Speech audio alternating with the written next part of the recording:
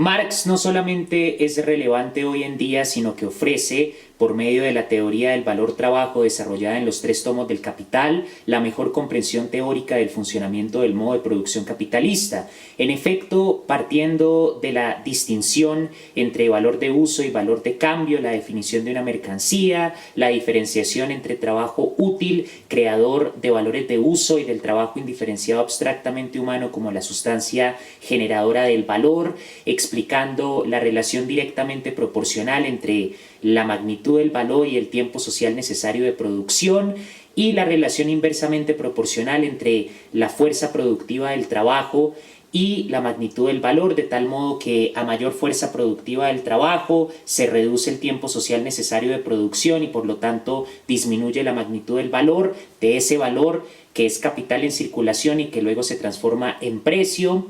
La teoría del valor-trabajo de Marx, a partir de la fórmula dinero, capital, dinero, explica cómo funciona el ciclo del capital. El burgués compra el capital constante, compra luego el capital variable a través del dinero. Ese capital variable es el trabajo asalariado, que tiene la particularidad de ser la única mercancía que puede producir más valor de lo que cuesta comprarla. Después, el productor, el trabajador asalariado, mediante la objetivación de su fuerza de trabajo humana en una jornada laboral, produce un valor excedente, fruto de lo que Marx denomina el plus trabajo. El plus trabajo es aquella porción de la jornada laboral no remunerada en el salario,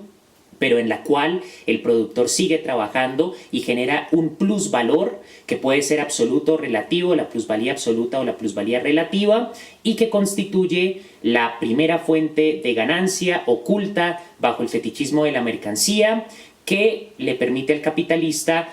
obtener más dinero de lo que invirtió en la compra del capital constante y del capital variable. Marx explica entonces que después de la producción de la mercancía, primero fue dinero que compra el capital constante y el capital variable, ahora es una mercancía que es capital, o sea, valor en circulación, y cuando la mercancía se vende en el mercado, ese capital vuelve a ser dinero.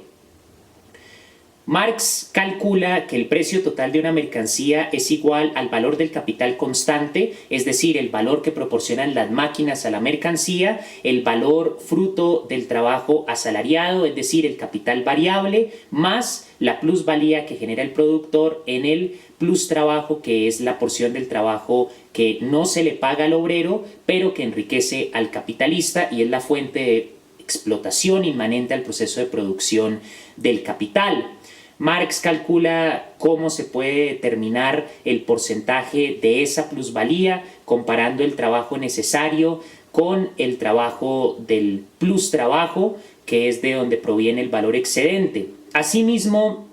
Marx explica las dinámicas de la competencia del mercado y llega a describir procesos, particularmente en el segundo tomo del Capital, relacionados al capital ficticio, a la especulación de capital ficticio que ha generado toda clase de crisis desde la era neoliberal,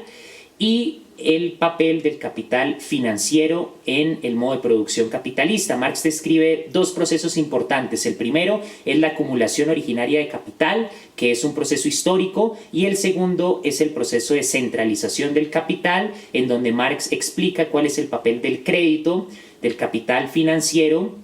en ese proceso de centralización capitalista. Y hoy en día, cuando vemos fenómenos económicos como la creciente dependencia de la pequeña burguesía, de la clase media, al capital financiero a través de la modalidad de los préstamos, podemos ver la vigencia del análisis que hace Marx a partir del proceso de centralización del capital y del papel cada vez mayor del crédito en dicho proceso. Marx explica cuáles son las causas de las crisis periódicas del capitalismo, crisis de superproducción, en donde se produce mucho más de lo que se puede consumir y el capital entonces se estanca. Como dice el marxista David Harvey, podemos visualizar la economía capitalista como un flujo constante de esa fórmula dinero, capital, dinero, y cuando ese capital, que es valor en circulación, se estanca por una crisis de superproducción, así como cuando deja de fluir la sangre en el cuerpo humano, acontece la muerte de los órganos, de las células, de los tejidos, pues asimismo los negocios, los bancos, las acciones, el mercado bursátil, todos esos sectores que se nutren de ese capital que es valor en circulación comienzan a colapsar. Asimismo, Marx explica cuál es la causa precisa de las crisis debidas a la especulación de capital ficticio, a ese afán de valorizar el capital a partir de un capital que realmente no tiene una base material de riqueza real ni en mercancías, sino que solamente es una valorización abusiva del dinero que termina generando deudas, que termina generando burbujas en el mercado bursátil con la especulación de los precios y que nutre negocios completamente deshonestos que con el intervencionismo neoliberal de los estados, que implica intervenir solamente cuando los bancos y las grandes compañías entran en quiebra y los estados recolectan dinero a través de los impuestos y en detrimento de la salud y de la educación que se privatizan junto al sector servicios, inyectan dinero para rescatar a los bancos y a las compañías. Esas crisis de especulación de capital ficticio entonces son sumamente comunes y tienen unos efectos devastadores que se propagan a nivel mundial. Marx ofrece una teoría del dinero, explicando en el primer tomo del Capital la forma relativa del valor a partir de la ecuación que se establece entre dos mercancías que se vuelven conmensurables por medio del valor de cambio. Entonces Marx dice que a través del intercambio, la especificidad cualitativa que implica el conjunto de propiedades físicas y químicas que constituyen una mercancía se abstrae, se hace abstracción de esa particularidad cualitativa, se hace abstracción por lo tanto del trabajo útil invertido para producir esas propiedades físicas, químicas y esa cualidad de la mercancía, y cuando se equipara esa mercancía con otra mercancía solamente se ven en función de la cantidad de trabajo indiferenciado abstractamente humano que contienen, es decir, la cantidad de valor que albergan. Las mercancías entonces en alguna proporción son todas equivalentes porque en alguna proporción numérica se equiparan la cantidad de valor que albergan. Marx entonces explica que la forma simple o singular del valor, que implica una ecuación en donde X cantidad de A mercancía es igual a Y cantidad de B mercancía, es la forma primaria del intercambio de mercancías y la forma más básica del comercio, del intercambio, lo que antiguamente se llamaba el trueque. A partir de la forma simple o singular del valor, Marx identifica la mercancía que asume la forma relativa del valor, que es la que proyecta su valor en la mercancía que se le contrapone como equivalente y que se le llama equivalente. Luego Marx va a explicar la forma simple o singular relativa, la forma simple o singular del equivalente general, hasta finalmente llegar a la forma dineraria. El equivalente general antiguamente era el oro y ahora en la forma dineraria son los billetes, el papel moneda, el dinero. El dinero, por lo tanto, es el equivalente general a través del cual las mercancías proyectan su valor cuando se hace abstracción de sus propiedades físicas y químicas, de sus propiedades cualitativas. Lo único que queda es la magnitud del valor que albergan, y eso es lo que se refleja en el dinero como un rostro reflejado en la superficie de un espejo, y es lo que permite la transformación de valor en precio. Marx también ofrece el concepto del fetichismo de la mercancía, que es la tendencia a reducir las relaciones sociales de producción a relaciones entre objetos, cosificar relaciones sociales de producción que eclipsan las dinámicas de la lucha de clases que son inmanentes al funcionamiento de la economía capitalista. Por ejemplo, la relación entre el capital y el trabajo asalariado, que nos lleva al concepto de la subsunción real y la subsunción progresiva del trabajo asalariado en el capital, que es una explicación económica de lo que el joven Marx en los manuscritos económico-filosóficos de 1844 llamaba el trabajo alienado. La progresiva subsunción del trabajo asalariado en el capital se da principalmente por el aumento del capital constante, es decir, el desarrollo de las máquinas, de la ciencia y la tecnología, que cada vez va subsumiendo el trabajo del productor, el trabajo del ser humano involucrado en el proceso de producción, y cada vez lo va subyugando más a los intereses del capital,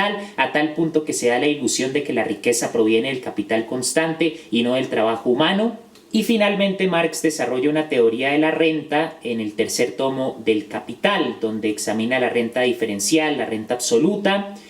y nos encontramos entonces con una teoría sumamente rica, una teoría que ofrece conceptos y categorías que son vigentes hoy en día y que pueden explicar fenómenos frente a los cuales muchas escuelas económicas han quedado sin absolutamente nada que decir. En el caso, por ejemplo, de la crisis de 2008, la reina de Inglaterra le escribió una carta al Colegio de Economía de Londres preguntándoles cómo pudieron haber pasado por alto los distintos síntomas de la crisis que iba a estallar en 2008, y después de 6 meses de estudio la respuesta de esos economistas fue que no dieron cuenta del cambio de variables y de un cierto tipo de caos sistémico en un lenguaje completamente mentiroso basado en modelos matemáticos abstractos que tratan de tapar el sol con un dedo y desvían la atención de la causa real de las crisis que se encuentra en la superproducción, en la especulación de capital ficticio y en las leyes económicas del capitalismo. Fenómenos como la localización geográfica de la clase obrera, de tal manera que los capitalistas en Europa y en Estados Unidos tienden a apostarle más a las acciones, tienden a apostarle más a el comercio, a la competencia, tienden a apostarle más a la especulación de capital ficticio, al mercado bursátil, mientras que por medio de la transnacionalización del capital tienen centros de producción en el tercer mundo donde la fuerza de trabajo es más barata y ellos se dedican simplemente a comercializar productos que se producen masivamente en China, en Taiwán, en India, en diferentes partes, y se dedican a especular y a valorizar y obviamente a las modalidades de la actividad del capital financiero, mientras que la clase obrera productiva se encuentra concentrada en estos centros de producción. Entonces ha habido un desplazamiento importante de la clase obrera a nivel geográfico que tiene que ver con las dinámicas del capitalismo, que se adapta y transforma algunas de sus dinámicas frente a las diferentes crisis, por ejemplo la crisis de la época dorada del capitalismo en la década de los 70, que luego dio paso a la era neoliberal. Todos esos fenómenos como la creciente desigualdad entre los más pobres y los más ricos, la consecuencia existencial, psicológica, cultural de la colonización capitalista del mundo de la vida, son fenómenos que se pueden entender teniendo como base la teoría del valor-trabajo de Marx. Y tiene que servir como base para otro tipo de análisis, por ejemplo, filosóficos, culturales, políticos, porque no es posible examinar la cultura y la política sin tener una referencia sólida y sustancial en el mundo económico.